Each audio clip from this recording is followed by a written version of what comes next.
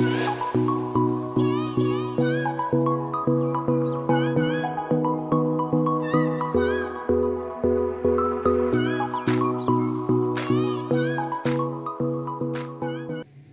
好啊，歡迎收睇今集嘅 CBCC， 我係細就會所嘅 Bonnie 姐姐。好，我哋今日教大家整新年必食嘅油角，大家係咪好想學呢？我哋不如去片。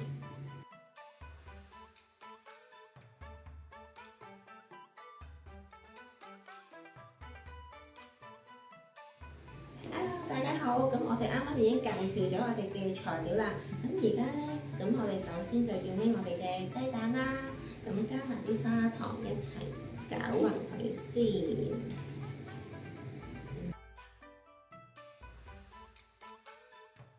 好，咁等啲糖同埋雞蛋混合咗之後呢，咁我哋就可以加入我哋嘅麵粉入邊。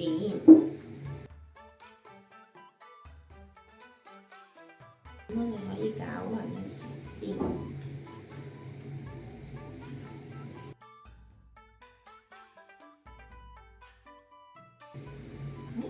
咁混合到差唔多嘅時候，咁我哋就可以加埋我哋嘅油啦。咁如果你哋想用豬油咧都可以，咁豬油就會更加酥脆嘅。嗱，咁我哋今日就用菜油去代替豬油嘅。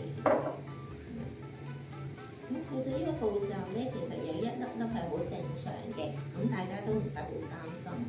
係啦，咁跟住之後咧，咁我哋就可以咧逐少加少少水入我哋嘅麵團嗰度啦。咁因為我哋都要控制翻個麵團嗰個形態啦，咁就唔可以太多水或者太少水嘅。咁所以咧要逐步加啦，呢個就我哋可以用膠把搓到差唔多嘅時候，咁就可以用手去幫手去猜翻個麵團出嚟，同埋去感受一下個麵團究竟會唔會太乾或者太濕啦。咁如果太濕嘅時候，大家都可以加翻少少粉去緩和翻佢嘅。如果咧太乾嘅話咧，你會 feel 到佢唔夠光滑啦，或者好多一粒粒咁樣嘅情況嘅，係啦，咁就變咗即係唔夠水分啦。咁因為咧天氣乾燥都會影響個水分嘅吸收啦，咁所以咧大家都要再去自己衡量翻個水分要再增加。唔同嘅牌子麵粉啦，都會有一個吸水性嘅問題嘅，咁所以大家都要真係自行調節翻個水分啦。咁麵團去到而家就差唔多啦，咁我哋可以擺埋一邊啦，去休息一陣先。咁我哋而家可以整一個餡料先。好，我哋頭先整完個麵團啦，咁而家咧我哋就會整餡料部分。咁餡料部分咧，咁有砂糖啦、芝麻啦、椰絲同埋花生嘅。咁首先我哋要處理咗個花生先。咁個花生咧，咁我哋其實預先已經燙過㗎啦，咁就可以過水。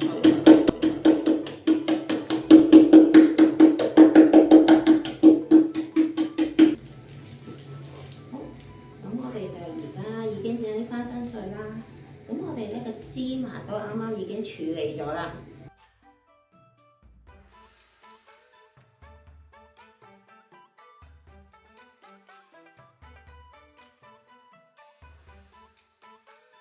咁我哋將4樣材料加埋一齊撈落去，咁就係我哋嘅餡料啦。咁如果你哋唔中意食椰絲嘅，其實都可以唔加嘅。咁我哋可以拎翻我哋嘅麵團出嚟，咁可以碌大嘅3mm 左右嘅厚度啦。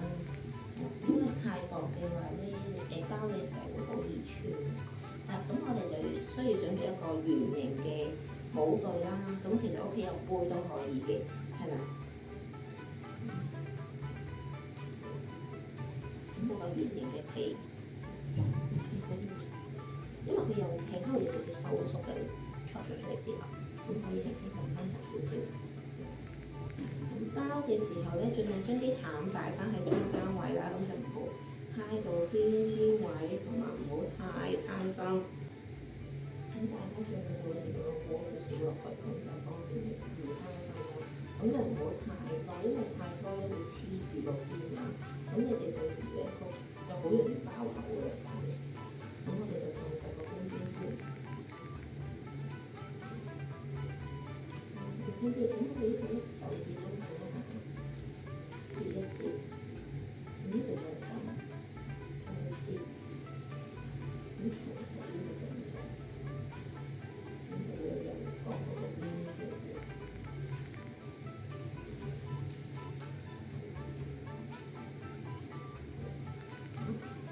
將嗰個好似個錢包咁樣。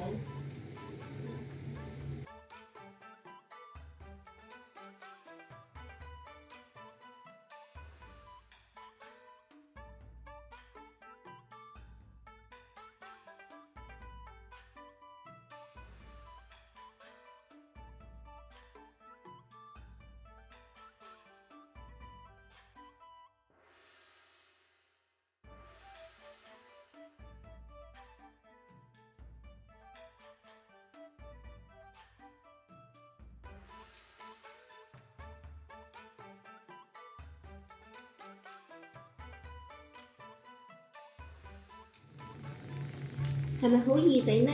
大家得閒可以試下啦。我哋喺度同大家拜個早年先，祝大家新年快樂，身體健康，馬到功成。我哋下次見啦，拜拜。